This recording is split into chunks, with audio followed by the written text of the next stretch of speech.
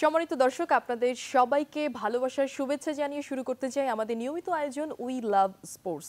আপনারা জানেন যে সবেমাত্র ভারত টেস্ট শেষ হয়েছে এবং সামনে আছে শ্রীলঙ্কা সফর। সো এই দুটো মিলে কেমন হবে এবং কেমন আমরা আসলে ফেল করেছি, কি প্রত্যাশা ছিল, সেই বিষয়গুলো নিয়েই আসলে আমরা আজকে আলোচনা করতে চাই। এবং আমাদের সাথে আছেন আরিফুর রহমান বাবু, বিশেষ প্রতিনিধি জাগো নিউজ 24, এবং সেই সাথে আরও আছেন এনটিভির ক্রীড়া সম্পাদক নাসিমুল হাসান দোদুল। আপনাদের দুজনকেই স্বাগত জানাচ্ছি উই লাভ স্পোর্টসে এবং happy Valentine day both of you. Thank you, same to you. হ্যাঁ, থ্যাংক ইউ। আমরা আলোচনা করব, কিন্তু তার আগে আমরা আমাদের অনুষ্ঠানটা কাউকে না কাউকে, কোনো একজন লিজেন্ডদেরকে উৎসর্গ করি, সেটি একটু দেখে নেব। বাবু ভাই এবং দোদুল ভাই, বাবু ভাই একটু যাব, বরঞ্চ একটু পরেই যাই। সেটা হচ্ছে আজকে ভালোবাসা দিবস, সেই সাথে সবাই আসলে বাইরে বের হলে মনে হচ্ছে না যে লাল লাল, আমি নিজেও লাল একটু পরা। কেমন লাগছে আসলে প্রতিদিনের যে আজকের দিনটা? না, সেটা হচ্ছে যে আপনি যখন কোনো ঘটা করে কোনো দিবস পালন করবেন তখন তো একটু অন্যরকম লাগবেই। যেমন প্রতিদিনই সমান, তারপরেও ঈদের দিন, পয়লা বৈশাখ, আমাদের বিজয় দিবস, স্বাধীনতা দিবস, এরকম ভালোবাসা দিবস, এগুলো যখন একটা মানে একদম ক্যাটাগরিক্যালি একটা দিবস হয়ে যায়, তখন তো সেটার একটা আলাদা একটা বৈশিষ্ট্য তৈরি হয় এবং একটা অন্যরকম আবেদন থাকে। ভালোবাসা দিবস আমি যেটা মনে করি যে মানুষ হিসেবে আমাদের অনেক মানবীয় গুণাবলী দরকার, এবং স্রষ্টা আমাদেরকে শ্রেষ্ঠ সৃষ্টি করেছেন কিন্তু মানবীয় গুণাবলীর কারণেই। তার একটা মানবীয় গুণাবলীর একটা বড় অপরিহার্য উপাদান হচ্ছে ভালোবাসা। আমরা মানুষকে ভালোবাসবো, আমাদের আত্মীয়, আপনজন, পরিজন এবং পারিপার্শ্বিক যারা আছেন সবাইকে ভালোবাসবো। এটা আমার মনে হয় যে আমাদের অবশ্য করণীয়গুলোর একটা। তো আজকে ভালোবাসা দিবসে আমি সেটাই অনুভব করি। শুধু একটু হিউমার করে বলছি, শুধু নিজের প্রেয়সী বা প্রেমিকাকে নয়, বা জীবনসঙ্গিনীকে নয়, পরিবারবর্গকে নয়, আমরা সমাজের এবং দেশের সবাইকে ভালোবাসবো। এটাই আমার মনে হয় ব্রত হওয়া উচিত আজকের দিনে। দোদুল ভাই, এটা একটা পশ্চিমা সংস্কৃতি, বিশ্ব ভালোবাসা দিবস বা ভ্যালেন্টাইন্স ডে।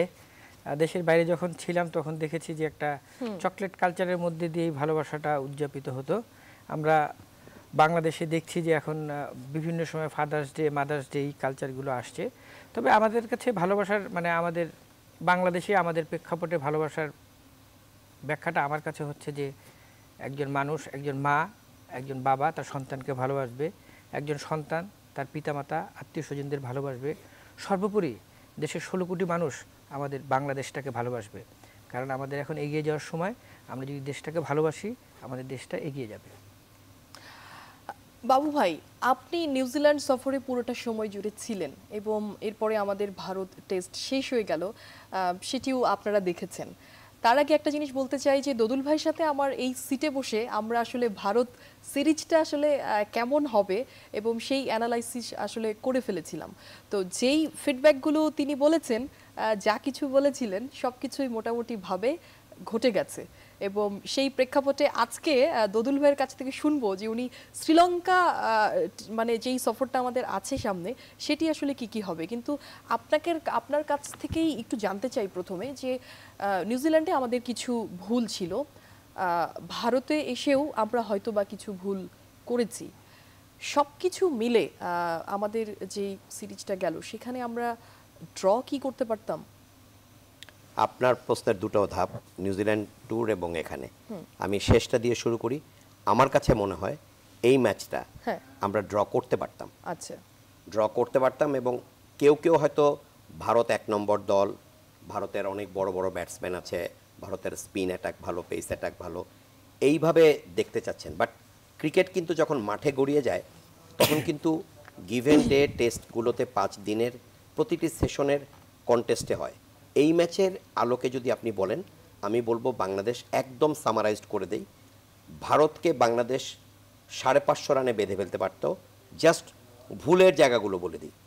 ঋদ্ধিমান সাহা 100 করেছেন, 4 রানে যে স্টাম্পিংয়ের সুযোগটা, আপনি নিজেও ক্রিকেটার ছিলেন। মুশফিক মিস করেছেন। আমার মনে হয়, সত্য কথা, মুশফিকের উপরে রেসপেক্ট করি, মিস তো পার্ট অফ গেম, যে কেউ করতে পারেন, মানুষ মাত্রই আছে, ভুল হয়।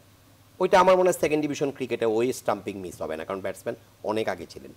ঋদ্ধিমান 4 রানে লাইফ পেয়ে 100 অড, রবীন্দ্র জাদেজাও 2টো লাইফ পেয়ে 60। এই যে 100 আর এই 60 রানের মধ্যে প্রায় 150 রান ভারত আমি বলবো যে বোনাস করেছে। ভারত 550 যদি করত, আমরা 388 করেছি। সেখানে আপনি সাকিবের যে প্রথম ইনিংসের যে আত্মঘাতী শটটা, সেটা যদি না হতো তাহলে দেখেন ভারত 550, আমরা হয়তো আরও 50 বা 100 রান বেশি করতাম, তাহলে হয়তো ডেফিসিট থাকতো 50-60 রানের। তাহলে total picture could have been different. এটা গেল দুই দলের ফার্স্ট ইনিংসে। সেকেন্ড ইনিংসে বাংলাদেশ আগের দিন 3 উইকেট হারানোর পরও কালকে যখন 7 উইকেট নিয়ে শুরু করেছে, 7 উইকেট 90 ওভারে খুব যে একদম অসম্ভব না কিন্তু সারাদিন টিকে থাকার জন্য। এবং সেখানে সাকিব, মাহমুদুল্লাহ, মুশফিক, সাব্বির ছিলেন এবং মিরাজও ছিলেন, যিনি ফার্স্ট ইনিংসে ভালো ব্যাট করেছেন। আমার যেটা মনে হয় যে গেম প্ল্যানটা যদি এরকম থাকতো যে আমরা ফার্স্ট সেশনটা উইকেট দেব না, সেকেন্ড সেশনেও সাকিব, মাহমুদুল্লাহ এবং সাব্বির, মুশফিক যে কোনো একটা পেয়ার কন্টিনিউ করবে, লাস্ট পেয়ার চলে যাবে টেলেন্ডারদের উপরে। এই প্ল্যানটা যদি থাকতো আমার মনে হয় এই ম্যাচটা আমরা ড্র করতে পারতাম। এই যে সেশন ওয়াইজ না খেলার চিন্তা এবং সোজা কথা কিছুটা আমি বলবো যে দায়িত্ব সচেতনের অভাব, এবং কালকে দুটো শট আমি না বলে পারছি না। আমি কি বাবু ভাই আপনার কথার মাঝখানে একটু একটা কথা যোগ করতে পারি? যে সেটা হচ্ছে যে ভারত নিঃসন্দেহে আমাদের বড় দল। সেই জায়গাটাতে মুশফিক এরকম একটা ইন্টারভিউ আমি পড়ছিলাম যে তিনি বলছিলেন যে আমাদের চা বিরতির আগে আমরা এক ধরনের প্ল্যানিং করেছি, সেটি আমরা করব, কিন্তু চা বিরতির আগে যে আমরা আসলে এভাবে অল আউট হয়ে যাব সেটি আমাদের আসলে মানে মাথায় ছিল না। তো এটি কি আসলে এত ছোট ছোট সূক্ষ্ম বিষয়গুলো কি মাথায় কেন থাকবে না? আসলে না, মাথায় আমি মনে করি যে মাথায় অবশ্যই তাদের রাখা উচিত ছিল, যেহেতু তারা বলেছেন যে আমরা চা বিরতির আগ পর্যন্ত, দ্যাট ইজ অন্তত যাতে স্পেশালিস্ট ব্যাটসম্যানরা ক্রিজে থাকে, ক্রিজ অকুপাই করে থাকে, সেই কাজটা হয়তো প্ল্যান ছিল, ডেফিনেটলি সেটা প্ল্যান ছিল। কিন্তু সেটা করার জন্য আপনাকে যেটা হবে নিজেকে নিয়ন্ত্রণে রাখতে হবে। আপনি দেখেন কালকে দিনের প্রথম ভুল শটটা করেছেন মুশফিক, সাকিব যে বলে আউট হয়েছেন হঠাৎ, আপনি আবারও বলছি আপনি নিজে ক্রিকেট খেলেছেন, ওই রাফ জোনে বল পড়ে বলটা অনেক বেশি লাফিয়ে গেছে। এবং বাহাতি স্পিনার রবীন্দ্র জাদেজা ওই কাজটাই করেন, যে বোলারদের বুটের স্পাইকে যে ক্ষতগুলো তৈরি হয় পপিং ক্রিজের আশপাশে, সেই রাফটা আমরা বলি, সেই রাফ প্যাচে যদি বল পড়ে 4 ডে 5 ডেতে বল পপ করবে, আনইভেন বাউন্স থাকবে এবং বিপজ্জনক টার্নও নিতে পারে। ওরা ঠিক সেই কাজটা করেছেন। কাজে সাকিব ওই ধরনের একটা ডেলিভারি আউট হয়েছেন। আমার মনে হয় সেকেন্ড ইনিংসে সাকিবকে কেউ ক্রিকেটীয় যুক্তিতে এতটুকু ব্লেম দেওয়ার কিছু নেই। কিন্তু Mushfiq, Ravichandran Ashwin one of the finest off spinner, আপনি তার এগেনস্ট দ্য স্পিন লং অফের উপরে দিয়ে মারতে গেলেন এবং টেস্ট ক্রিকেটে কেন? আপনার তো দরকার ছিল না। আপনি তখনই ইম্প্রোভাইজ করবেন, একজন অফ স্পিনারকে অফ সাইডে মারাটা খুব টাফ, তার উপর লং অফের ওপর দিয়ে, যেটা মানে ইউজুয়ালি ক্রিকেটীয় শট না। আপনি টেস্ট ক্রিকেটে সেই শটটাকে বেছে নেবেন কখন? যখন আপনাকে ক্রিজে থাকাটা দরকার। তাই তো প্রথম ভুল পথে পা বাড়িয়েছেন মুশফিক, যিনি ফার্স্ট ইনিংসে ছিলেন একদম ধৈর্য, মনোযোগ, মনোসংযোগের প্রতিমূর্তি। কেন তিনি সেকেন্ড ইনিংসে এই ধৈর্য হারাবেন? মাহমুদুল্লাহ রিয়াদ যখন তাকে তারা দেখতে পাচ্ছেন যে ভিতে ভালো খেলে ফেলছেন, তখন তাকে তারা একটা, মাহমুদুল্লাহ রিয়াদের একটা পুল খেলার প্রবণতা আছে, এটা এখন তো সবাইকে জানে, হোমওয়ার্ক করে ফেলে ভিডিও ক্লিপস দেখে। মাহমুদুল্লাহ রিয়াদকে লং লেগটাকে একটু বাদিকে এনে শর্ট বল করলেন ঈশান্ত শর্মা, ঠিক ওই জায়গায় একটাই ফিল্ডার ছিল, মাহমুদুল্লাহ রিয়াদ ঠিক ওই শটটাই খেললেন ফিল্ডারের কাছে। এই যে বিষয়গুলো, এগুলো যদি আপনার মাথায় তাৎক্ষণিকভাবে আপনি রাখতে না পারেন, আপনি যত গেম প্ল্যান করেন, আমি বারবার বলছি যে গেম প্ল্যান এক জিনিস, লক্ষ্য পরিকল্পনা স্থির করা এক জিনিস, জায়গা মতো ইমপ্লিমেন্ট করা আরেক জিনিস। এই ইমপ্লিমেন্টের জায়গায় বারবার বাংলাদেশ গিয়ে আমার মনে হয় যে খাবি খাচ্ছে বা পারছে না। এটার জন্য আমার যেটা মনে হয় মেধা বা প্রজ্ঞা নিয়ে আমি যতটা প্রশ্ন তুলব, তার চেয়ে হচ্ছে দীর্ঘ পরিসরের ম্যাচে আমাদের অনুশীলন, ম্যাচ প্র্যাকটিস অনেক কম। এই ম্যাচ প্র্যাকটিস যতদিন পর্যন্ত না বাড়বে, আমাদের ক্রিকেটাররা হোমে যে ধরনের উইকেটে যাদের এগেনস্টেই হোক 4 দিনের ম্যাচ বেশি না খেলবেন, ছাড়তে হবে, ঠেকাতে হবে, তারপর শুধু মারার বলটা মারতে হবে। এটাই হচ্ছে টেস্ট ক্রিকেট। এইখান থেকে বেরিয়ে আসতে না পারলে, ছাড়া এবং ঠেকানোর প্রবণতা বাড়াতে না পারলে, আমাদের এই যে টু মেনি শর্টস খেলার যে প্রবণতা, এই প্রবণতা থাকলে ঘুরে ফিরে আমাদের মনে হবে যে আমরা জয়টা দেখতে পাচ্ছি, জয়ের সুঘ্রাণ এসে নাকে লাগছে, কিন্তু শেষ পর্যন্ত আমরা পারবো না। এটা হয়ে আসছে এবং এই অবস্থার পরিবর্তন না ঘটাতে পারলে আগামীতেও হতে থাকবে। দোদুল ভাই, একটু আসবো যে যেটা বলছিলাম, যে আপনি কিন্তু বলছিলেন যে যেই অ্যানালাইসিস আমরা করেছিলাম সেটা কিন্তু সবকিছু ফুলে গেছে। তারপরও একটু জানতে চাই যে পুরো সিরিজটা, মানে একটাই সিরিজ আমরা হয়েছে আর কি, এই সফরটা কেমন লেগেছে আসলে?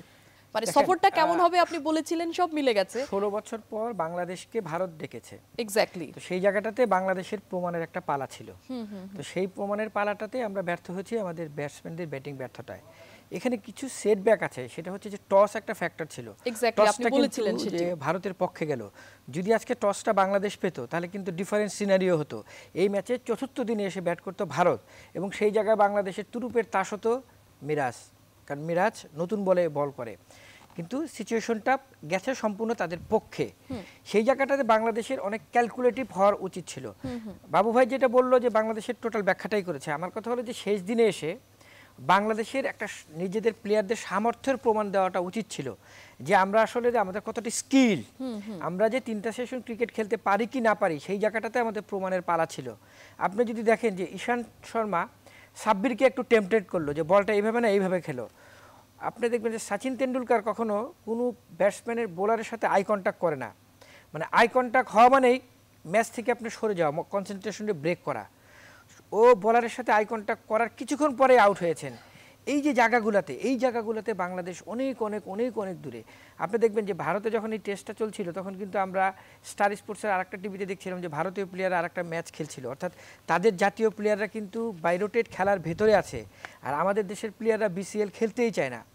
4 দিনের ক্রিকেটে যদি আপনি ধাতস্থ না হয়ে ওঠেন তাহলে এইরকম প্রথম শ্রেণীর ক্রিকেট একদম সর্বোচ্চ পর্যায়ে এসে আপনি সার্ভাইভ করাটা কঠিন। এখন মেরাজ অনূর্ধ্ব 19 থেকে বাংলাদেশ দলে এসছে। নতুন ভাই, আপনি মিরাজকে নিয়ে বলছেন, আমি একটা ব্রেকে যাব। হ্যাঁ, আমি শুনবো, কিন্তু আমি একটা ব্রেকে যেতে চাই। দর্শক, ছোট একটা বিরতিতে যাচ্ছি, সাথেই থাকেন।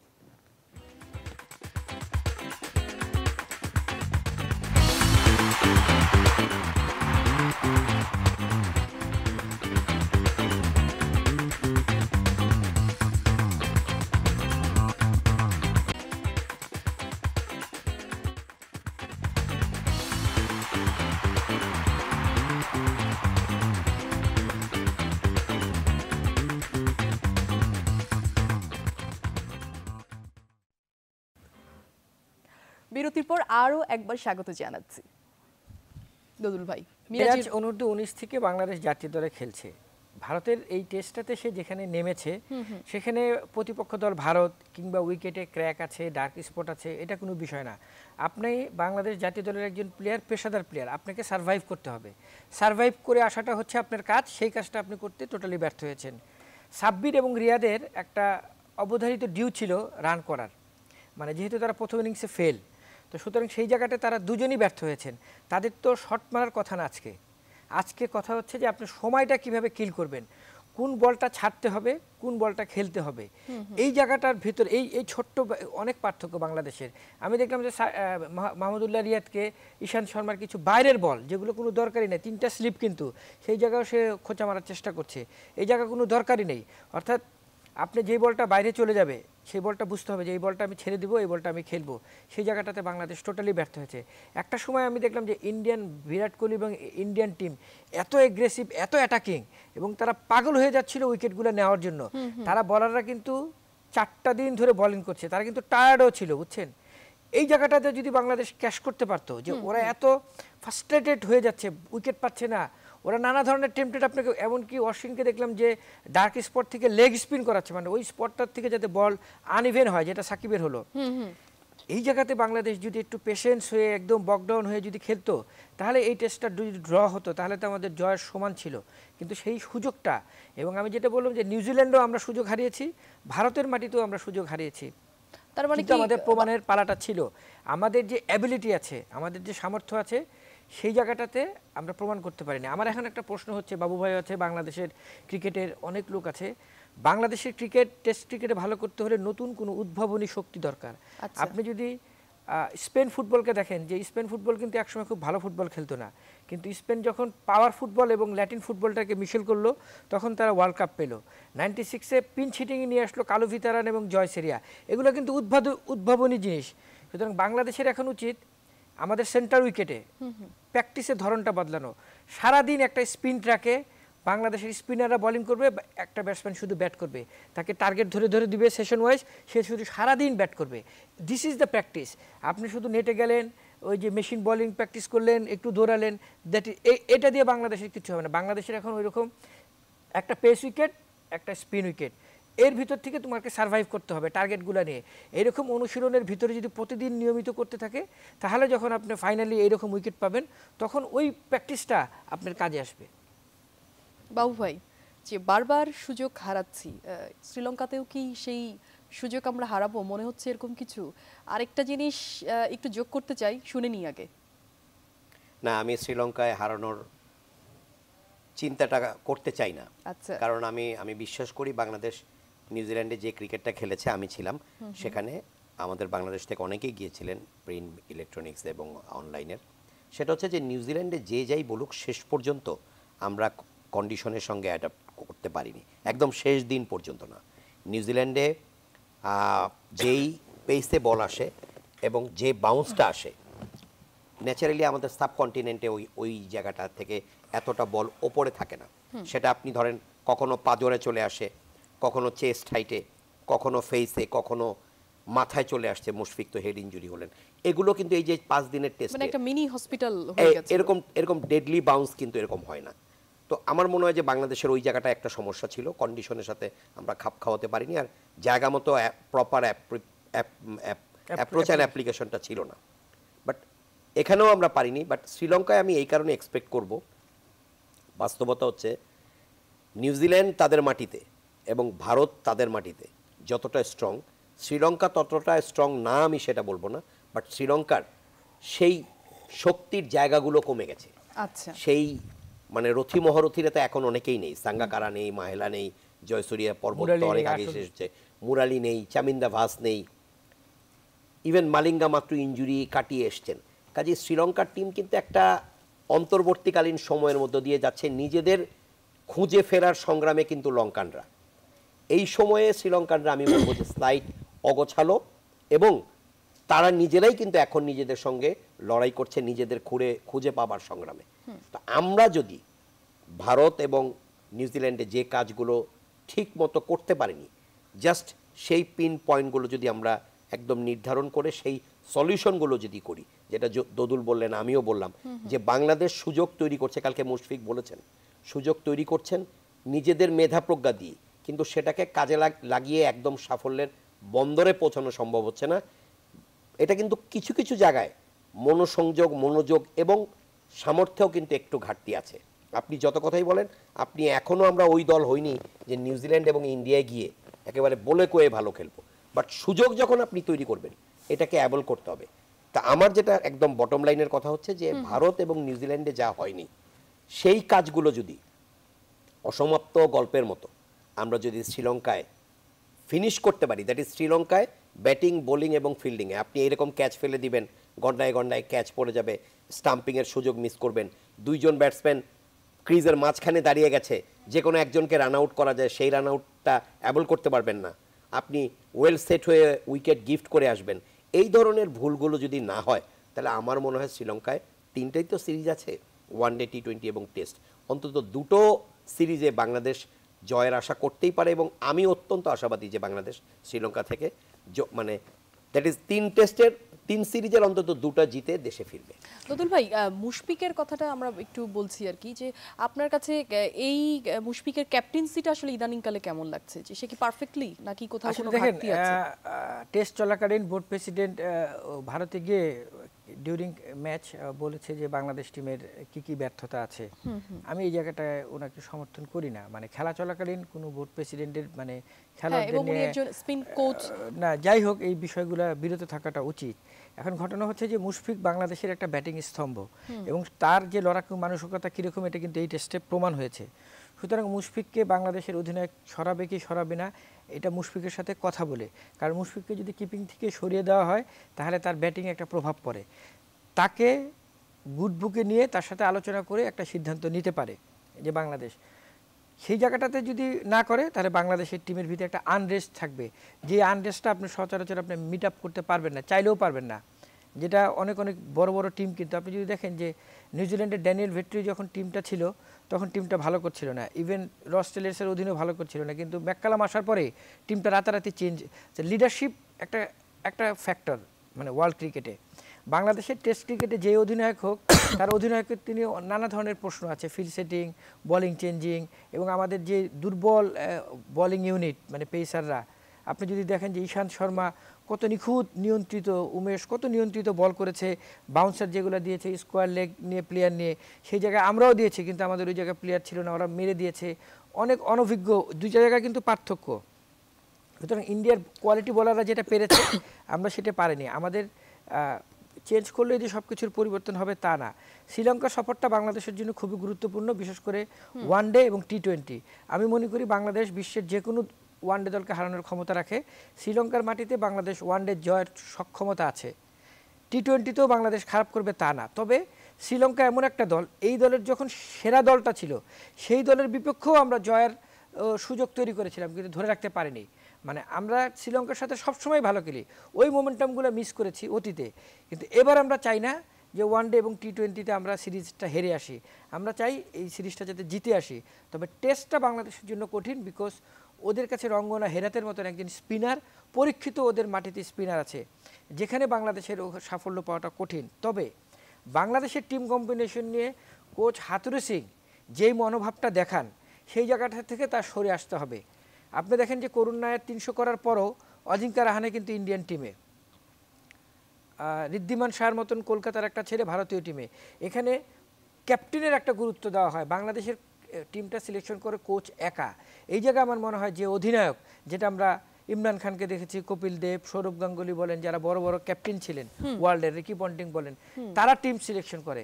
আমার মনে হয় বাংলাদেশের টিম খারাপ হোক ভালো হোক, টোটাল দায়িত্বটা সিলেক্টর এবং ক্যাপ্টেনকে দেওয়া উচিত। টিম যদি হারে ক্যাপ্টেনের দোষ, টিম যদি জিতে ক্যাপ্টেনের সাফল্য, সে যদি তার সেরা একাদশ হওয়া উচিত। কারণ আপনি যদি ওয়ার্ল্ড কাপে দেখেন, যখন লিখনকে দিল কোচ হাথুরু সিংয়ে, মাশরাফি বলেছে যে লিখনকে আমার লাগবে না, আমাকে আলামিনকে দেন। মাশরাফি যা যা চেয়েছে সেই জায়গায় কিন্তু মাশরাফি সফল। মানে একটা প্লেয়ারের কনফিডেন্স থাকে যে কাকে দিয়ে তার কাজটা হবে। আমার মনে হয় বাংলাদেশের সময় আসছে টিম ক্যাপ্টেনকে তার গুরুত্ব দেওয়া। আপনি তোমার সেরাটা, নির্বাচকরা টিম দিবে তার সাথে বসে, এরপরে কোচের পরামর্শ নেবে, বাট টিম 11 কী হবে এটা ক্যাপ্টেনের কাছে চলে আসা উচিত। এটা আমি আমার ব্যক্তিগত অভিমত মনে করি। বাবু ভাই, আমরা মানে প্রাপ্তিটা তো আমাদের নিশ্চয়ই আছে না, যে নিউজিল্যান্ডে আমরা অনেক বছর পরে আসলে যে বড় বড় 3টা দলের সাথে অলমোস্ট আমরা শেষ করে ফেলেছি। তো সেই জায়গাটা থেকে আমাদের প্রাপ্তির জায়গাগুলো যদি বলি, যে প্রাপ্তি তো নিশ্চয়ই আছে, সেই প্রাপ্তির জায়গা থেকে আপনি যদি বলেন একটু যে বাংলাদেশ টিম আসলে যে শক্তিটা এখন তারা ধারণ করেছে এবং কনফিডেন্টের জায়গাটা অনেক বেশি বেড়ে গেছে, ওভারঅল কনফিডেন্সের জায়গাটা যদি একটু শুনতে চাই। না, কনফিডেন্স লেভেল আমাদের অনেক বেড়েছে, এটা নিয়ে কোনো সংশয় নেই। আপনি ধরেন নিউজিল্যান্ড ট্যুর থেকে নিয়ে এই টেস্টেও যদি দেখেন, বাংলাদেশ কিন্তু একদম বকডাউন হয়ে গেছে। দ্যাট ইজ আগে যেটা হতো আমরা দেখেছি, সেটা হচ্ছে যে হয়তো আপনার 3 ডাউন অন 50 সামথিং, 50 রানে 3 উইকেট, বাংলাদেশ বকডাউন হয়ে 120, 30, 150 অল আউট হয়ে যেত। কিংবা 2-3 জনের উপরে অনেক বেশি ডিপেন্ডেন্ট থাকতো, যে 2-3 জন বড় বড় ব্যাটসম্যান বা প্রতিষ্ঠিত ব্যাটসম্যান যারা নির্ভরযোগ্য তারা আউট হয়ে গেছেন, পুরো দল গুড়িয়ে গেছে। এই সব জায়গা কিন্তু এখন আর নাই। এখন কিন্তু যে কেউ মোটামুটিভাবে, শুধু তামিম, শুধু সাকিব বা মুশফিক নন, আরও ব্যাটসম্যান উঠে এসছেন, তারা কম বেশি দলকে দায়িত্ব নিয়ে এগিয়ে দিচ্ছেন। সাকিবের বোলিং ছাড়াও মিরাজ বলেন, রাব্বি, তাইজুল, যারা নিউজিল্যান্ডেও ভালো বল করেছেন, এখানেও ভালো বল করেছেন। দ্যাট ইজ কিছু নির্দিষ্ট পারফর্মারের উপর নির্ভরতা কমেছে, আত্মবিশ্বাসটা বেড়েছে। এবং আরেকটা জায়গায় আমার মনে হয় যে আমাদের একটা খুব সিগনিফিক্যান্ট ইমপ্রুভমেন্ট এসছে, সেটা হচ্ছে নিজের সামর্থ্যের উপরে আস্থাটা বেড়েছে, যে হ্যাঁ এখন আমি পারি। বাট ঘুরে ফিরে যেটা হচ্ছে, জায়গা মতো প্রপার অ্যাপ্রোচ অ্যান্ড অ্যাপ্লিকেশনটা হচ্ছে না। আমার মনে হয় আত্মবিশ্বাসের জায়গাটা বেড়েছে, আমরা পারি, এই বোধ, এই বিশ্বাস, এই অনুভূতিটা জেগেছে। কিন্তু মাঠে যে জায়গা মতো যে আপনি পারফর্ম করবেন, সেই জায়গাটাতে বারবার কিছু বিপত্তি ঘটছে। এটা দোদুলও বললেন, আমিও বলছি। সেটা হচ্ছে, আমরা বাংলায় বলি কথায়, গাইতে গাইতে গায়েন, বাজাতে বাজাতে বায়েন। Practice makes a man perfect. আপনাকে প্র্যাকটিস করতে হবে। দোদুল বললেন সেন্টার উইকেটে, স্পিনিং ট্র্যাক বা পেস ট্র্যাকে, সব ঠিক আছে, বাট আপনাকে ম্যাচ কন্ডিশনে প্র্যাকটিস করতে হবে। বাংলাদেশের প্লেয়ারদের আমার কাছে যেটা মনে হয়, তাদের লঙ্গার ভার্সন তারা খুবই কম খেলেন।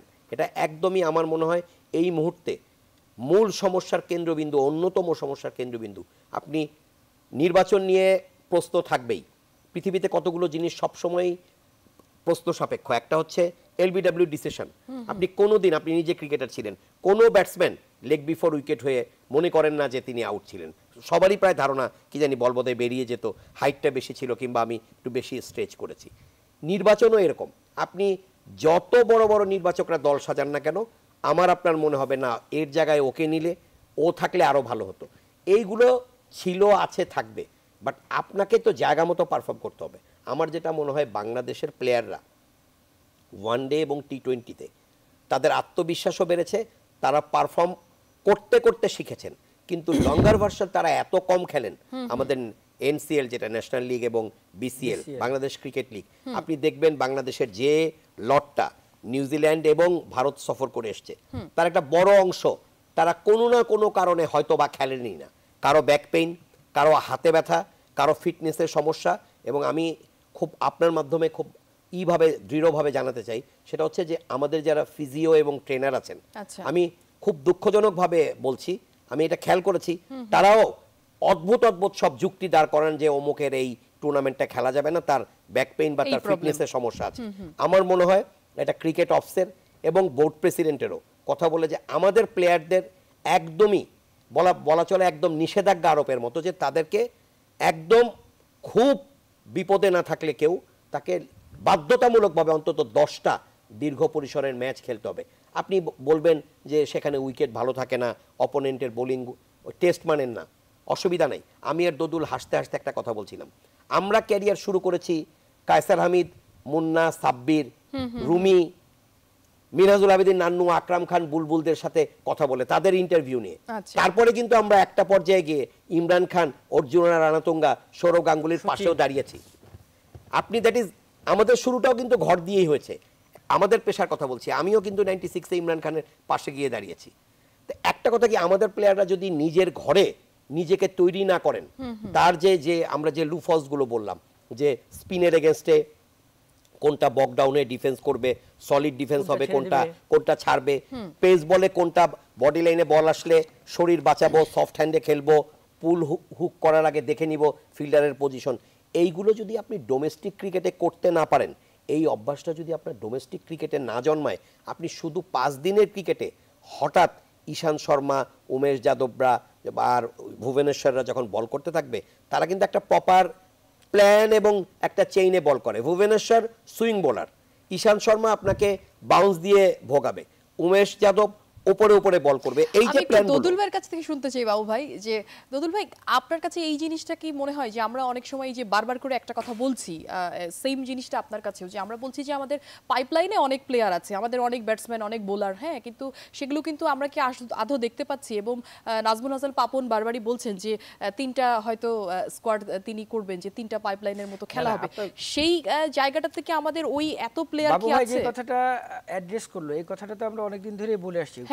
প্রথম ফার্স্ট ক্লাস ক্রিকেটে, ঘরোয়া ক্রিকেটের কাঠামোটা যদি আপনি না বদলান, আপনার পাইপলাইনে প্লেয়ার আসলে তো হবে না। আপনার ঘরোয়া ক্রিকেটের উইকেটটাকে, যেমন একটা লেগ স্পিনার, আজকে যদি বাংলাদেশের কাছে যদি ধরেন মেহেদি মিরাজি, যদি এই তানভীর হায়দারি যদি থাকতো আপনার কাছে, যে ডার্ক স্পটটা ছিল, এখান থেকে তো সেও সুবিধা নিতে পারতো। আপনার কাছে তো কোনো লেগ স্পিনার নাই, কারণ ঘরোয়া ক্রিকেটে একজন লেগ স্পিনারকে নেয় না, কারণ সে অনেক ব্যয়বহুল হয় বলে। কিন্তু উইকেটটা যদি স্পিন সহায়ক হয়, উইকেটটা যদি স্পোর্টিং হয়, স্পোর্টিং উইকেট মান ব্যাটসম্যান রান পাবে, যে ভালো বলার সে উইকেট পাবে। এরকম ফ্রেন্ডলি উইকেট যদি করেন কাঠামো, আপনি দেখেন যে ভারতের এই ঋদ্ধিমান শাহ এই টেস্ট খেলার আগে 200 মেরে এসছে একটা, তারপরে আপনার জয়ন্ত যাদব দিল্লির প্লেয়ার, তারও ইংল্যান্ডের বিপক্ষে সেঞ্চুরি, করুণা নায়ার 300 করা প্লেয়ার, সে দলের বাইরে। অথচ ইমরুল কায়েসকে আপনার কোচ বললো যে তোমার হাতে ব্যথা, তোমাকে নিব না। সে যদি প্র্যাকটিস ম্যাচ না খেলতো তাহলে টিম এসে থাকতো। সৌম্যর প্রতি সে এতটাই বায়াস। বাংলাদেশের যে ওপেনিং কম্বিনেশনটা, পেয়ারটা তামিম এবং ইমরুল কায়েস, এটা কিন্তু ভেরি গুড কম্বিনেশন। এই জায়গাটাতে উনি কিন্তু সেটব্যাক করলো, ওকে পাঠিয়ে দিয়ে। কেন করলো আমি জানি না। এই জায়গাগুলোতে আমাদের আরও সচেতন হওয়া দরকার। আমি মনে করি যে দলের বাইরে যারা আছে, রুবেল বলেন, নাসির বলেন, আলামিন, সবাইকে আমাদের দলে রাখা উচিত। আপনার কাছ থেকে আমি আরেকটা ব্রেকে যাব, ব্রেক থেকে এসে শুনতে চাই যে 3 ফরম্যাটের জন্য বাংলাদেশে আমাদের ক্রিকেট প্লেয়ার পর্যাপ্ত আছে কিনা, এবং সেই প্লেয়ারগুলো আসলে কিভাবে, যদি না থাকে কিভাবে আরো বাড়বে। এই দুজনের কাছেই সেম কোশ্চেন, আসবো একটা ব্রেক নিয়ে। দর্শক, ছোট্ট একটা বিরতিতে যাচ্ছি, সাথেই থাকেন।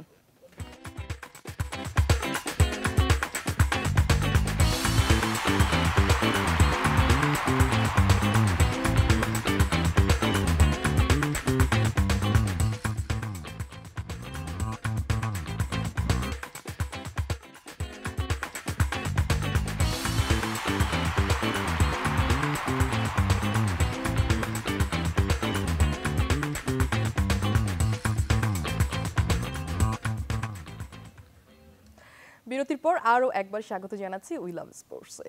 দুদুল ভাই, যেটা বলছিলাম, আপনি যে প্রশ্নটা করছেন যে পর্যাপ্ত ক্রিকেটার আছে কিনা, Exactly. বাংলাদেশের জাতীয় দলে যে কজন প্লেয়ার খেলে এর বাইরে যারা জাতীয় দল থেকে বেরিয়েছে তাদের খোঁজ খবর কি আপনি রাখছেন?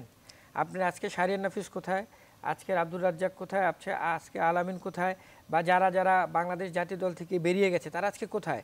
আমি জেমি সিডন্সের সময় দেখলাম যে যেরকম মোশাররফ হোসেন রুবেল 8 বছর পরে এসছে, এখন কিন্তু না, তার কোনো রকিবুল কথা- হাসান এবং জুনায়েদ সিদ্দিকী ছিল তার বেস্ট প্লেয়ার জেমি সিডন্সের। আজকে রকিবুল হাসান কোথায়? আপনি তো তার খোঁজ খবর জানেন না, because of the A team. আপনার যদি একটা এ টিম থাকে তাহলে এই টিমটা সারা বছর দেশের বাইরে, প্রতিবেশী দেশ, উপমহাদেশ, এইসব দেশে যদি ঘুরে, যে ছেলেটা জাতীয় দলে খারাপ খেলবে সে এই টিমে চলে আসবে, এই টিমে যে ভালো খেলবে সে জাতীয় দলে চলে আসবে। এইভাবে কিন্তু আপনি একটা টিম সেট করতে পারবেন, কিন্তু আপনি তো সেই জায়গাতে নার্সিং করছেন না। আরেকটা জিনিস হলো, আমি প্রধান নির্বাচকের সাথে কথা বলেছি, আচ্ছা, উনি বাংলাদেশের টি-20 একটি আলাদা দল করতে চাচ্ছেন, টেস্টেও চাচ্ছেন, মানে চাচ্ছেন যে তিন ফরম্যাটে। মেহেদি মারুফ এদেরকে নিয়ে, যে তারপরে লিটন দাস এদেরকে নিয়ে একটা টি-20 সেট আপ করবে আর কি, এরকম চিন্তা ভাবনা তার। বাট এর আগে আমার কাছে যেটা মনে হচ্ছে যে বাংলাদেশের যে 3 জন নির্বাচক সারা বাংলাদেশ ঘুরে ঘুরে প্লেয়ারদের দেখে, তাদেরকে আসলে ক্ষমতাটা দেওয়া উচিত। আচ্ছা, আমার কাছে মনে হয় তাদের কাছে ক্ষমতাটা নাই, এটা খুব ট্রু সত্য। তারা, কারণ আপনি যখনই হাতুরু সিং এর কাছে প্লেয়ার দেন আপনি দেখবেন ঘুরে ফিরে সেই একটা কম্বিনেশন। ভারতের কম্বিনেশন ইংল্যান্ডের সাথে কিন্তু ভারতের এই কম্বিনেশনটা ছিল না। অর্থাৎ আপনার যখন যে দেশে যে উইকেটে যাকে প্রয়োজন আপনি তাকে খেলান। Very good point. এক্স্যাক্টলি। আপনার কখন থেকে আসলে হওয়া উচিত। আপনার ভারতের একজন টপ, ওয়ার্ল্ডের টপ অফ স্পিনার বোলার, তার কিন্তু বল নিয়ে প্রশ্ন আছে, অনেকে প্রশ্ন করে, সে যে ওয়ার্ল্ডের বেস্ট বোলার এটা নিয়ে কোনো সন্দেহ নাই। আপনি রাজ্জাককে পিক করেন না কেন? আপনি তো রাজ্জাকও কাজে আসতে পারে। আপনার প্রয়োজন হচ্ছে যে, আমি এটা আগেও বললাম যে 82 সালে পাওলো রসিকে জেলখানা থেকে বের করে তার কোচ খেলিয়েছে, এবং সেই পাওলো রসি কিন্তু ইতালিকে বিশ্বকাপ দিয়েছে। অর্থাৎ আপনাকে আলামিন বলেন, নাসির বলেন, বা রুবেল বলেন, বা শাহরিয়ার নাফিস বলেন, বা রাজ্জাক বলেন, এই যে আপনাকে ম্যাচ জেতাতে পারবে না তার গ্যারান্টিকে। আপনার প্রয়োজন অনুযায়ী, আমি একটা দেশের প্রেসিডেন্টের নাম বলবো না, বাংলাদেশে অনেক দিন আগে এসেছিল, যাওয়ার সময় বলে গেছিল যে প্রয়োজনে বাংলাদেশের পাশে দাঁড়াবো, মানে যখন মনে করবো প্রয়োজন। অর্থাৎ আপনার যখন প্রয়োজন যাকে, আপনি সেই প্লেয়ারটা পিক করেন। আপনি দেখলেন নিউজিল্যান্ড সিরিজে প্যাটেল নামে 9 বছর পর একটা প্লেয়ারকে কিন্তু তারা বাংলাদেশের বিপক্ষে তুলে আনলো 9 বছর পর। তাহলে আপনি পেছনের দিকে তাকান না কেন? আপনি $17,000 দেন কটনি ওয়ালসকে, অথচ আপনার যে পেসার, ওর নাম কি জানি, বাংলাদেশের পেসার ছেলেটা, কোন থার্ড পেস সিমারটা, যে কামরুল ইসলাম রাব্বি, না আরেকটা ছেলে, সুভাষিসের ফলশ্রুতে অ্যাঙ্কের পড়ে যাচ্ছে বেগে, যেটা যে ডার্ক স্পট যেটা বলেন, এই ডার্ক স্পটটা কেন হয়? ওই ফলশ্রুতে বলারের পা পড়তে পড়তে ডার্ক স্পটটা হয়, ওরটা তো একদম গুড স্পটে পড়ে। তাহলে আমি যদি $17,000 দিয়ে একটা মানে বোলিং কোচ পুষি, সে তার বোলিং ফলশ্রুটা দেখবে না? তাহলে আমি তার পুষে লাভ কি? বাংলাদেশে যারা ফিজিও, বাংলাদেশে যারা ট্রেনার, যারা কোচ, তারা কি কাজ করে এটা বুঝে নেওয়া উচিত। ঢাকার মাঠে আমি ভারতের কোচ গ্যারি কাস্টেনকে দেখেছি আফটার প্র্যাকটিস সচিন তেন্ডুলকারকে 90টা বল নক করাতে, 90টা বল শুধু খালি ড্রাইভ করেছে আফটার প্র্যাকটিস। সুতরাং বাংলাদেশের কোচরা পয়সা নিচ্ছে, থাকে অস্ট্রেলিয়ায়, কি করে সেই জায়গাগুলোতে খবরদারির প্রয়োজন এসছে, যে তুমি আমার থেকে যা অর্থ নাও সেই জিনিসটা বুঝিয়ে দাও। কোচ ভালো, সব কিছু মানি, কিন্তু বাংলাদেশে আরও কিছু ভালো ইনপুট দেওয়ার সুযোগ আছে। বাবু ভাই, আমরা নিউজিল্যান্ডে 18টা ক্যাচ মিস করেছি, ভারতেও ঠিক এরকম। আমাদের ফিল্ডিং সাইডটা নিয়ে যদি আমরা বলি, যে ব্যাটিং নিয়ে আপনারা আলোচনা করেছেন, বোলিং নিয়েও আপনারা বলেছেন, কিন্তু ফিল্ডিংয়ে একটু আসতে চাই, সব ফরম্যাটগুলোই আসলে ফিল আপ করতে চাই আমি। তো সেই জায়গাটা থেকে আসলে আমাদের কি মানে কি সমস্যা আসলে? প্রথম সমস্যা হচ্ছে আমি মনে করি মানসিক। আচ্ছা, কারণ হচ্ছে আপনি টিম কম্বিনেশনকে, আমাদের কি টিমের মধ্যে কোনো ঝামেলা হচ্ছে না, সেই ধরনের কিছু নাই। তার কারণ হচ্ছে ঝামেলা হওয়ার সুযোগটা এই কারণে কম যে অ্যাপার্ট ফ্রম মাশরাফি, মুর্তজা, এখন যারা খেলছেন তারা কিন্তু মোরাললেস কাছাকাছি বয়সের। আচ্ছা। সাকিব, মুশফিক, রিয়াদ, রিয়াদ, রিয়াদ। এরা তামিম, এরা কিন্তু একেবারে একদমই কাছাকাছি এবং অনেক দিন তারা খেলছেন। তাদের মধ্যে একটা অন্য ধরনের বন্ধন, বা আমরা যেটাকে চলতি কথায় বাংলার চেয়ে ইংরেজিতেই বেশি বলি, বন্ডেজ তৈরি হয়ে গেছে। আমি নিউজিল্যান্ডেও টিমের ভেতরে দেখেছি যে টিমের ভেতরে কোনো সমস্যা নাই। টিম, সোজা কথা, যখন খারাপ করে, প্রত্যাশিত মানে পারফরমেন্স যায় না, তখন অনেক প্রশ্নই কিন্তু উকি ঝুঁকি দেয়। এইটা আমার কাছে মনেই হয় যে নিছক জল্পনা কল্পনা বা গুঞ্জন। টিম ঠিক আছে, ফিল্ডিংয়ের জায়গাটায় আমি আসি। ফিল্ডিংয়ে আমি বলবো যে এটা হচ্ছে একটা মনের ব্যাপার। কারণ হচ্ছে আপনি comparatively batting, bowling and fielding, এই 3 জায়গায় তুলনামূলক যে কোনো ক্রিকেট বোদ্ধা এই চেয়ারে বসে মানতে বাধ্য হবেন, ফিল্ডিংয়ে কম্পারেটিভলি স্কিল কম লাগে। ফিল্ডিংয়ে লাগে হচ্ছে আপনার অ্যাজাইলিটি, আপনার ফিটনেস এবং সদিচ্ছা। আমি আমার জোনটাকে কাভার করব। আমি কাভারে দাঁড়িয়ে আছি, অ্যাটলিস্ট আমার ডান দিকে অন্তত 5 হাত, বাঁ দিকে 5 হাত আমি কাভার করব। আমি এখান দিয়ে কোনো 4 সহজে হতে দেব না। আমার হাত ফসকে যেন কোনো ক্যাচ বেরিয়ে না যায়। এই যে মানসিক দৃঢ়তাটা, এটা আমাদের অভাব, এবং আমার কাছে মনে হয় ফিল্ডিংটা আমাদের ক্রিকেটাররা এনজয় করেন না।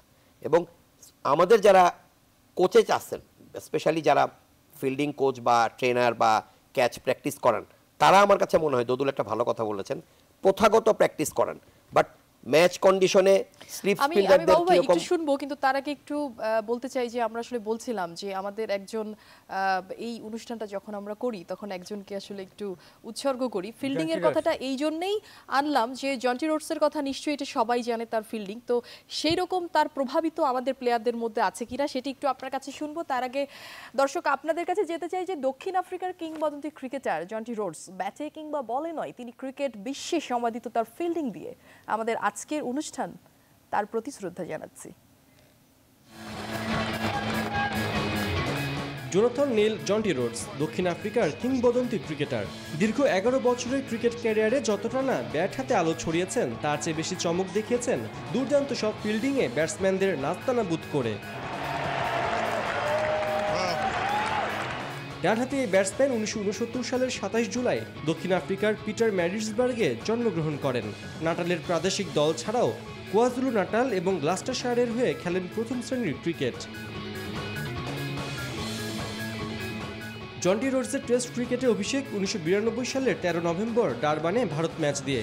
ক্যারিয়ারে 52 টেস্টে 80 ইনিংসে তার সংগ্রহ 2532 রান, সেঞ্চুরি 3টি আর হাফ সেঞ্চুরি 17টি।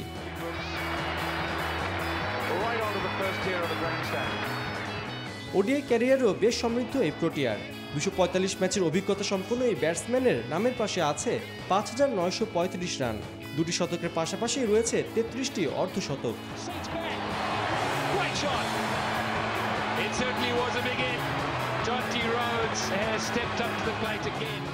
তবে রানের হিসাবকে পিছনে ফেলে জন্টি রোডস ক্রিকেট বিশ্বে সমাদৃত তার অসাধারণ সব ফিল্ডিংয়ের মধ্য দিয়ে। টেস্ট, ওডিআই আর প্রথম শ্রেণী মিলে তার ক্যাচ সংখ্যা 266টি।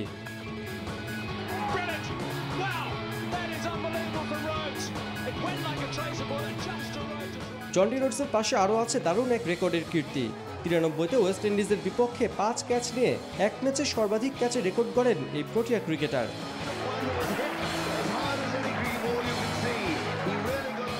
বর্ণাঢ্য ক্যারিয়ারের অধিকারী জন্টি রোডস 2000 সালে বিদায় জানান টেস্ট ক্রিকেটকে। 2003 সালে কেনিয়ার বিপক্ষে খেলতে গিয়ে হাত ভেঙে ইতি টানেন ওয়ানডে ক্রিকেটেরও। নিউজ 24-এর পক্ষ থেকে এই লিজেন্ডের প্রতি রইল শ্রদ্ধা। বাবু ভাই এরকম কি আছে? না, এখন তো একদম এক কথায় বলে দেওয়া যায় যে লাইক জন্টি রোডস এই মুহূর্তে ক্রিকেট বিশ্বে কেউ নেই। এবং আমার মনে হয় আমি যত বছর, মানে আমার একদম হাফ প্যান্ট পরা অবস্থা থেকে সবসময় তো দেখিনি, একটা বড় অংশ কমেন্ট্রি শুনে কেটেছে, বাট আমার মনে হয় তার মানের ফিল্ডার আমি দেখিনি, আমার চোখে পড়েনি। এবং ফিল্ডিং, ব্যাটিং বোলিংয়ের মতো ফিল্ডিংও একটা শিল্প, দেখতে সুন্দর লাগে, একটা নয়ন লোভা ক্যাচ একটা দর্শকদের একটা মনোরঞ্জন বা আকর্ষণের খোরাক হয়। অ্যাট দ্য সেম টাইম একজন ভালো ফিল্ডার একটা দলের যে অনেক বড় সম্পদ, প্রতিপক্ষ ব্যাটসম্যানদের জন্য একটা চিন্তার কারণ যে জন্টির মতো ফিল্ডার পয়েন্টে বা গালিতে আছেন, আমি ওই অঞ্চলে ঠেলেই সিঙ্গেলস নিতে পারবো না এবং তার হাত ফসকে ক্যাচ বেরোবে না, এবং খুব নিরাপদ দূরত্বে না ঠেললে একটা 4 বের করতে পারবো না। এটাও কিন্তু এক রকমের মানসিক উৎপীড়ন ব্যাটসম্যানদের জন্য, এবং এই ধরনের একটা ফিল্ডার দলের অনেক বড় সম্পদও। তো আমি তাকে আজকের দিনে আমিও তাকে শ্রদ্ধা জানাই, এবং আমরা শুনছি তিনি বাংলাদেশের ফিল্ডিং কোচ হয়ে আসতে পারেন, সেটা লং টাইম না হোক হয়তো পার্ট টাইম। সেটি আমাদের জন্য নিশ্চয়ই ডেফিনেটলি আমাদের জন্য আসার খবর। বাট আমি যে কথাটা বলবো সেটা হচ্ছে যে জন্টি রোড, যেটা আমি বলছিলাম, জন্টি রোডসও কিন্তু ফিল্ডিংকে মোহাম্মদ আলী যেমন মুষ্টিযুদ্ধর মতো একটা হার্শ বা একটা বুনো বিষয়কে শিল্পে নিয়ে এসেছিলেন। মুষ্টিযুদ্ধটা শিল্পে শৈল্পিকতা পেয়েছে মোহাম্মদ আলীর স্পর্শে। ফিল্ডিং যে একটা আর্ট, এটাও জানা হয়েছে জন্টি রোডসের কারণে। সেই জন্টি রোডসকে পেয়ে আমাদের যারা ক্রিকেটার আছেন, বিশেষ করে বর্তমান প্রজন্মের, তারা ভালো ফিল্ডার হওয়ায় আরও মনোযোগী হবেন, নিজেকে ভালো অ্যাথলেট হিসেবে গড়ে তুলবেন, এবং তাদের মানসিক দিক থেকে যে আমাকে ভালো ফিল্ডার হতে হবে, ভালো ফিল্ডিং করতে হবে, এই সদিচ্ছাটা যেন জন্মায়। না, আপনি দোদুল ভাই যোগ করতে চান কিছু? দেখেন, আজহারউদ্দিনের নাম নিশ্চয়ই শুনেছেন। Of আজহারউদ্দিন course, বেসিক্যালি কিন্তু ব্যাটসম্যান, বাট আজহারউদ্দিনকে বলা হতো ব্ল্যাক প্যান্থার। আচ্ছা, মানে কমেন্ট্রিতে শুনছিলাম 80-র দশকে যে পয়েন্টে আছে Indian black panther Mohammad Azharuddin, অর্থাৎ এদিকে ঠেলে রান নেওয়া যাবে না। 98-এর একটা উদাহরণ আপনাকে আমি ছোট্ট করে দেই। হ্যাঁ। বাংলাদেশ টিম হায়দ্রাবাদের এই মাঠেই খেলতে গিয়েছিল। আচ্ছা তো হঠাৎ বাংলাদেশ টিমকে বললো যে আপনি এখন প্র্যাকটিস করতে পারবেন না, আজহার সাহেব আড়ায়। আচ্ছা আজহারউদ্দিন আসলো, আসার পরে আজহারউদ্দিন কতগুলো ছেলেকে নিয়ে ছক্কা প্র্যাকটিস করলো, মিনিমাম 1.5 ঘন্টা সে ব্যাটিং করলো, শুধু ছক্কা মারলো। ছক্কা মারা শেষ, এরপর আজহারউদ্দিন হাই ক্যাচ নিল প্রায় 1/2 ঘন্টা 40 মিনিটের মতন। এটাই নান্নু ভাইদের কাছ থেকে শোনা। আচ্ছা আচ্ছা অর্থাৎ 1.5 ঘন্টা ব্যাটিং করার পর সে 40 মিনিট শুধু ক্যাচ প্র্যাকটিস করলো, তার ফিল্ডিংগুলো নিয়ে। অর্থাৎ একটা প্লেয়ারের ব্যক্তিগত পর্যায়ের যে অনুশীলনটা, একটা ভালো ফিল্ডার হতে হলে তার ওই প্র্যাকটিসটা করতে হবে। বাংলাদেশের প্লেয়ারদের এখন ওই জায়গাটাতে যেতে হবে। আপনি জন্টি রোডস কেন, আপনি যদি বলেন যে পৃথিবীর সেরা একজন ফিল্ডারকে আনলে যদি সেই জিনিসটা আপনি নিতে না পারেন, তাহলে কিন্তু আপনার কোনো কাজ হবে না। এবং আমি আরেকটা জিনিস মনে করি, বাংলাদেশের যারা জাতীয় দলের যারা খেলোয়াড়, যারা কোর প্লেয়ার আছে, এদেরকে আপনি নতুন করে আর কিছু শেখানোর আপনার কিছু ক্ষমতা নাই। আপনি এদেরকে ফিজিক্যাল ফিটনেসটা যদি রাখতে পারেন, এই ফিটনেস রেখে যতটুকু আদায় করে নিতে পারেন, আপনার শেখাতে হবে অনূর্ধ্ব 19, 17, 12 ওদেরকে যদি তৈরি করেন, ওরা আপনার এক একজন আজহারউদ্দিনের মতন, গাছলগির মতো ফিল্ডার, জন্টি রোডসের মতো ফিল্ডার তৈরি হবে। ওরা বুঝবে, হ্যাঁ, ওরা জানবে যে এখন যদি মাল্টি স্কিল আমার না থাকে, অর্থাৎ একটা প্লেয়ার যেমন সাকিব কিন্তু পৃথিবীর ক্রিকেটে বিরল একটা ঘটনা। দেখেন, একজন ভালো ব্যাটসম্যান, একজন ভালো bowler, is a good fielder. পৃথিবীতে আপনি দেখেন যে 3টা গুণ আছে, এরকম কয়টা ব্যাটসম্যান আছে, কিন্তু সে তার মেধার কি সেই পরিচয়টা দিচ্ছে? সাকিবের কাছে সাকিব বাংলাদেশের প্রেক্ষাপটে হিরো, কিন্তু সাকিব কিন্তু আন্তর্জাতিক পর্যায়ে সাকিবকে আমরা যেখানে দেখতে চাই। আজকে বিরাট কোহলি 2008 সালে ইন্ডিয়ার আন্ডার-19 টিমের অধিনায়ক, আজকে বিরাট কোহলি কোথায়? সাকিব এবং তামিমের ডেবু হচ্ছে 2007 বিশ্বকাপে, তারা কোথায়, সে কোথায়? তাহলে তারা তাকে আন্তর্জাতিকভাবে মেলে ধরছে, বিরাট কোহলি কোথায় নিয়ে। আমরা ওই জায়গাটা, তামিম, সাকিব, এরা হলো আমাদের হিরো, কিন্তু আমাদের দরকার আন্তর্জাতিক মানের হিরো, যে হিরো আমাদেরকে ম্যাচ জিতাবে, যে মাঠে নামলে বলবো যে হ্যাঁ আমরা এর দ্বারা আশা করতে পারি। দোদুল ভাই, আমাদের তো আসলে এই বিষয়গুলো নিয়ে কথা বললে তো আসলে শেষ হবার মানে শেষ হবেই না, চলতেই থাকবে। আমরা নিশ্চয়ই আরেকদিন আড্ডা দিব আপনাদের সাথে। সেই পর্যন্ত আপনাদের দুজনের জন্য শুভকামনা, ভালো থাকুন, এবং সেই সাথে আমাদের টিম এইবার নিশ্চয়ই আমরা অনেকদিন জয় দেখি না, একটা জয় নিশ্চয়ই আমরা আপনাদের সবাইকে আশা করি। ভালোবাসা দিবসের শুভেচ্ছা। ধন্যবাদ। দর্শক, আজ ভালোবাসা দিবস, সবাই ভালোবাসুন, ভালো থাকুন, সাথে থাকুন নিউজ 24 এর। ধন্যবাদ সবাইকে।